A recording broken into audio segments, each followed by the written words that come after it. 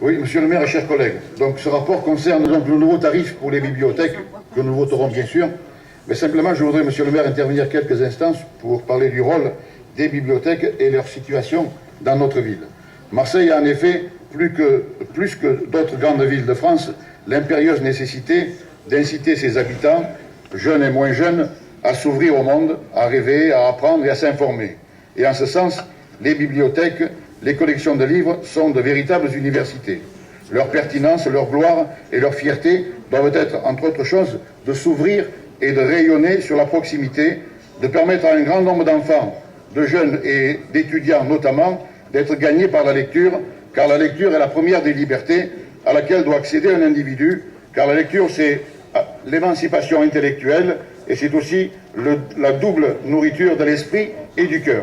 Et c'est pour cela que nous avons toujours défendu la place éminente des bibliothèques, du livre et de la lecture, bref, de la culture comme facteur majeur de développement et d'harmonie sociale. Et c'est pour ces mêmes raisons que nous avons porté tous ensemble le projet Marseille-Provence 2013. Pourtant, malgré les grands principes, malgré les grands discours, le budget affecté à la culture à Marseille, hors opération exceptionnelle, n'atteint pas 10%. Et dans d'autres villes de France, comme Bordeaux, Nantes ou Strasbourg, c'est plus de 18%. Et en matière de lecture, nous sommes l'une des métropoles les moins dotées, les moins équipées des grandes villes de France. Je parlais de la nécessité de la proximité. Et je veux donner, monsieur le maire, quelques exemples. La médiathèque de Saint-Antoine est programmée depuis 1998 sans aboutir à un début de réalisation. Le projet de la médiathèque de Saint-Marcel-la-Valbarelle semble être arrêté au stade des études. Le 7e secteur municipal que je connais bien, avec 155 000 habitants, il y a en tout et pour tout une seule bibliothèque, celle du Mirlan, sur un vaste territoire.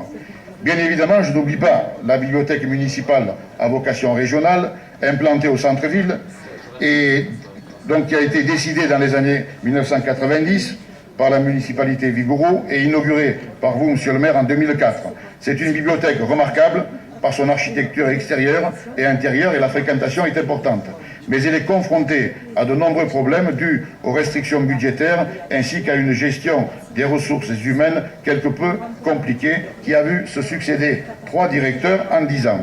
Nous souhaitons donc bien du courage à monsieur Lager, nommé dernièrement directeur des bibliothèques et des musées, et les musées qui sont aussi un autre secteur qu'il faudrait également voir de près.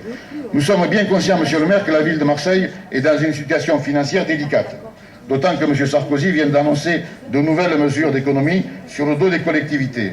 Mais Marseille est une ville qui est pleine de vie, attirante, foisonnante, une ville qui a des ressources et des talents et qui ne demande qu'à s'exprimer. Et cela est particulièrement vrai dans le domaine culturel.